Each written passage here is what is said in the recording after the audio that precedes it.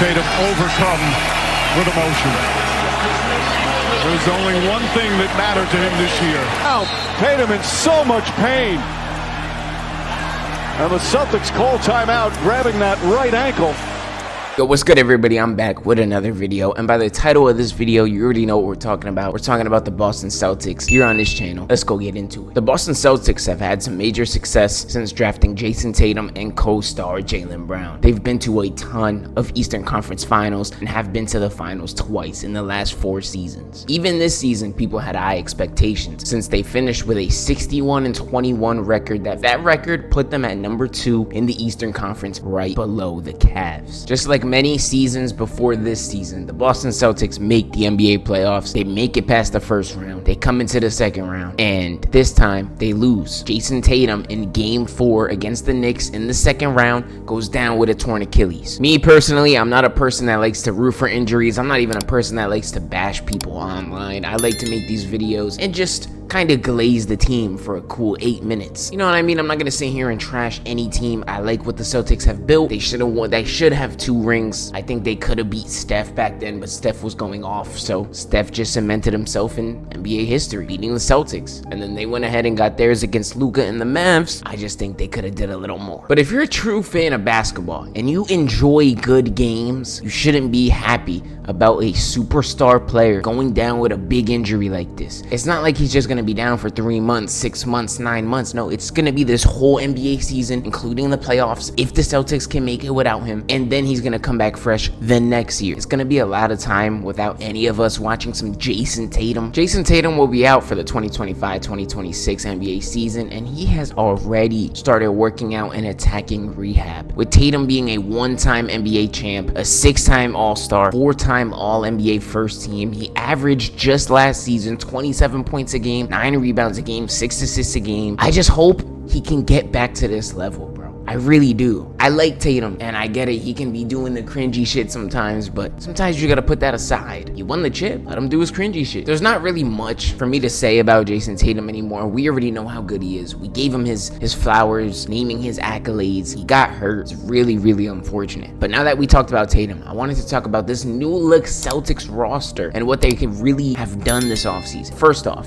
they trade Kristaps Porzingis and a 2nd-round pick to Atlanta for Georges Niang and a 2nd in return. This was really the first domino to fall for the Boston Celtics when it comes to trying to get those older veteran guys off the team and trying to clear up cap space. This was one of those moves. Then they trade Drew Holiday back to Portland for Anthony Simons. Originally, the deal was supposed to be for Anthony Simons, Drew Holiday, and 2 seconds, but those 2 seconds didn't end up going through. It's just Drew Holiday for Anthony Simons, straight up 1-for-1 player swap. I kind of like it. I think more teams should be willing to do some player swaps just to make sure they have a guy that actually fits what they're doing. Now that right there is already 2 pieces of the championship roster gone. They even lost Al Horford, and he's not really officially gone as I'm recording this. It is July 18th, Friday. He still hasn't signed to the Warriors. He still hasn't signed to the Celtics. He still hasn't signed to any other team. So we really don't know what Al Horford is doing. I heard he is going to be contemplating retirement. So if Al Horford just retires, I wouldn't be too shocked. He still has a year or 2 in him, playing for a real contender like the Warriors, to space the floor, play some defense, play next to Draymond and Steph. I do like that fit. But does he go there? Only time will tell. That's already 3 players that I have named that, you know, had a decent impact on what the Celtics have done recently. Luke Kornet, who we all know off the bench was a solid role player for the Boston Celtics. He goes and he's gonna go back up Victor Wembanyama on the Spurs. What a move for the Spurs. He's not bad. Now, all of these moves, letting guys walk, trading guys, it's all to alleviate the cap. The Celtics were stuck. They had to do this. If they didn't do this, I don't know. Because they offered Jaylen Brown that insane $200 million contract. They offer Jayson Tatum $200 million contract. So you really just have to build around those two guys. You're lucky you still have Derek White and Peyton Pritchard. What the Celtics can do next season is all up to the Jaylen Brown and Derek White. They are your two leaders along with some role players that if they play right and play team ball can hold a playoff spot. If Derek White, Jaylen Brown, Peyton Pritchard, if they can stay healthy, those three are going to be your main foundation while Jayson Jayson Tatum is out. And I guess if I'm a Celtics fan, I probably root for a tank year, try to go get a higher draft pick so it's a guy you don't have to pay, if you know what I mean. Why would you go and pay a free agent you're gonna have to end up shipping off, or you're gonna have to ship off Jaylen Brown, because you're always gonna keep Tatum. I feel like Tatum is, no matter what, for the Celtics going to be the untouchable, but I do expect Peyton Pritchard to take one of those bigger jumps without Jayson Tatum being there to provide, 27 points a game. They did draft Hugo Gonzalez. He's not a bad player, he's just raw, so we're gonna really have to see. Now, it's still early in the offseason. I'm not even 100% sure Derek White or Jaylen Brown won't be traded,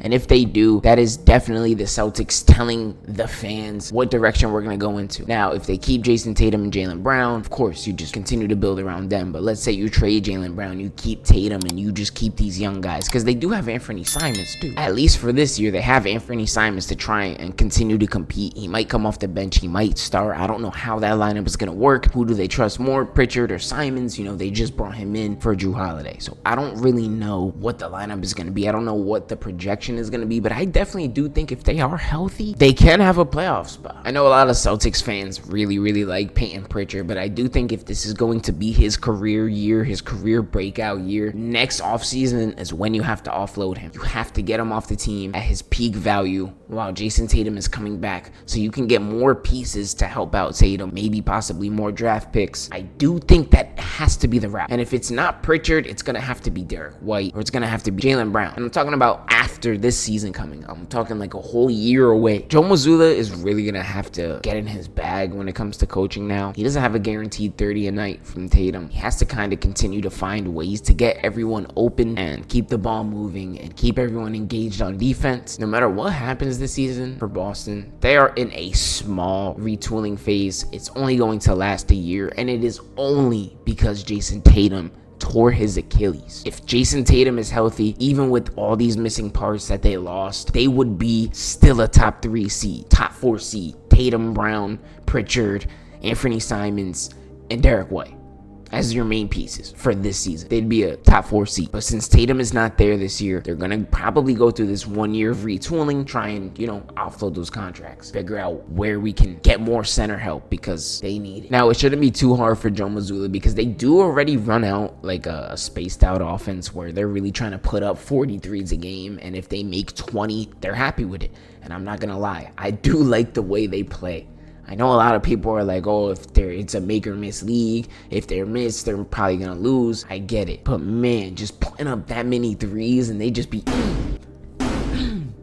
shooting that bitch. Like, bro, all I know is that whatever moves are being made now and being made next summer is all going to be complementary pieces around Tatum for when he comes back. They have to make sure everything works around him. He already won a ring. He already went to 2 NBA finals. He's young. He can still make many more finals to come. So they have to continue to build this team, continue to have Jayson Tatum and Jaylen Brown, because me personally, I think that's what you do. Keep your 2 guys you drafted in back-to-back drafts. You keep it moving, bro. That's going to set them up for a 2027 title run, just like that. Tatum comes in and they're right back to competing. Where do you guys think the Celtics will finish in the East next year without Tatum? Give me a seed 1 to 15 on the Eastern Conference. Let me know down in the comments. If you enjoyed this video, please be sure to drop a like down below and subscribe. I will be back here Monday with another video. This week was a little slow for me. Monday I will be back.